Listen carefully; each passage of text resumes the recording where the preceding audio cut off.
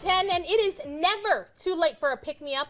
And with all of these April showers that some of us face, sometimes we're stuck wondering, how can we turn them into May flowers?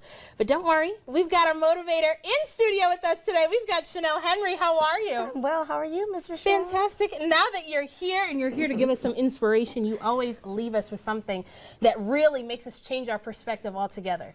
So we're so excited to have you. But Shanell, you know, when we find ourselves in the midst of a shower, or when life derails us, our plans fall through, we get disappointed. Yes. Sometimes it's really hard to think that, hey, there might be something better on the outside of this. Have you ever gone through that before? Absolutely, and often. I think as long as we live, we'll have situations that come that are considered showers, right? Yeah. But we just have to try our best to press in to the positives and just think on those thoughts that are pure and that bring joy. Because challenges are after our peace and our joy. So. Yeah, and they're unavoidable. Yeah. But just like you said, one of the things we can do is change our perspective. How exactly can we do that? So important to pursue positive perspective, just looking for the good in the situation. As a man thinketh, so is he. So what are we pondering on? It's truly an inner work.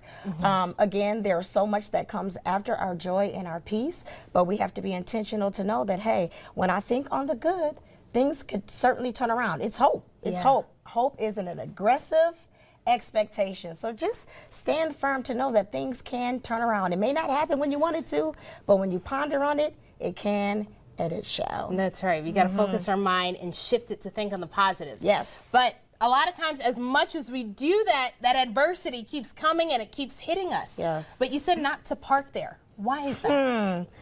We cannot park in adversity. There will always be something, someone, circumstances, situations that will come for us, which will be a storm. But if we sit and wallow in it, it's unhealthy. So you can't park there. Yes, you need to process. I like to say, pull over. It's okay to pull over, but don't park there. That's a part of the process, but you have to keep going. It made me think of traffic controllers. You go to the airport, they're like, keep it moving, keep it moving. You pull over for a minute. You see an accident. I just saw one yesterday. The police officers are directing traffic, keep it moving. So you cannot stay put in adversity. You have to know that you gotta keep going. And that's when you value your peace and your joy. Like, I cannot stay here.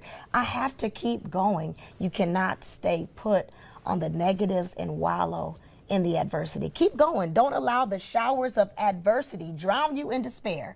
I love that. Keep going. Pull over, don't park. Now, I have to say, I'll put myself out here on the spot. I can be the queen of having a pity party. But sometimes, let's say you have a friend who's doing that. How do you help lift them out and remind them, hey, pull over, but don't park. We're not staying here. I'm glad you brought that back, because just as I was talking about traffic controllers, they're in a position, in a role to control the traffic, right? Who are we allowing access to help us to navigate the pain that we go through? So having someone around you that will encourage you, that will comfort you, is exactly how it happens, and allow them to have the access to do so. That's right. And you said that last time. Remember, the people you surround yourself with really have a big influence on you too. Absolutely. Now, step 3 is all about pruning. What exactly does that even mean?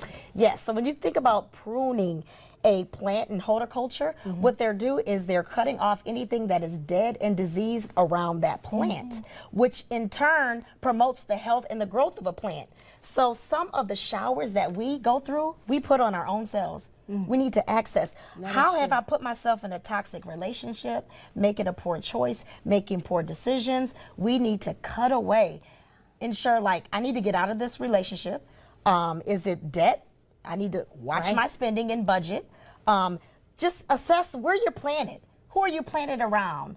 How are you making decisions for the greater good? And so pruning, the pruning process, being transparent, like, you know what, I did this to myself. I brought this storm on myself. And in order for me to come out, I have to make a change for the greater good. It's a learning process, and we're all a work in progress. We just have to keep pushing, because adversity, again, as long as we live, it's coming. It comes for our peace. It comes for our joy. But when you value your peace and your joy, you could stand firm and, again, pursue positive perspective.